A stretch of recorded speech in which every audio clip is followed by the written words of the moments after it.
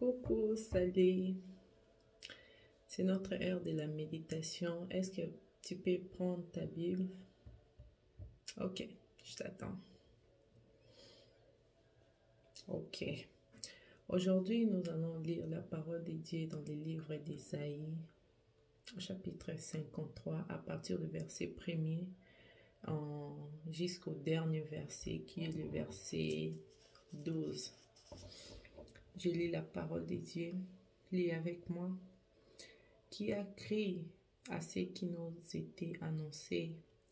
Qui a reconnu le bras de l'Éternel? Il s'est élevé devant lui comme une faible plante, comme un rejeton qui sort d'une terre desséchée. Il n'avait ni beauté ni éclat pour attirer nos regards, et son aspect n'avait rien pour nous plaire. Méprisé et abandonné des hommes, homme de douleur et habitué à la souffrance, semblable à celui dont on détourne le visage, nous l'avons dédaigné, nous n'avons fait de lui aucun cas. Cependant, ce sont nos souffrances qu'il a portées, c'est de nos douleurs qu'il s'est chargé, et nous l'avons considéré comme puni, frappé de Dieu et humilié. Mais il était blessé pour nos péchés, brisé pour nos iniquités. Le châtiment qui nous donne la paix est tombé sur lui, et c'est par ses meurtrissures que nous sommes guéris. Nous étions tous errants comme des brebis, chacun suivait sa propre voie, et l'Éternel a fait retomber sur lui l'iniquité de nous tous. Il a été maltraité et opprimé, et il n'a point ouvert la bouche, semblable à un agneau qu'on mène à la boucherie, à une brebis muette devant ceux qui l'attendent. Il n'a point ouvert la bouche, il a été enlevé par l'angoisse et les châtiments, et parmi ceux de sa génération qui a crié qu'il était retranché de la terre des vivants et frappé pour le péché de mon peuple.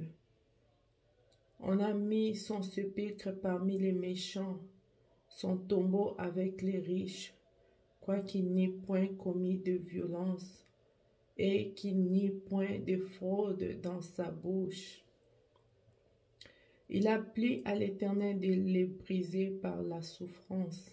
Après avoir livré sa vie en sacrifice pour le péché, il verra une postérité et prolongera ses jours. Et l'œuvre de l'Éternel prospérera entre ses mains. À cause du travail de son âme, il rassasiera ses regards.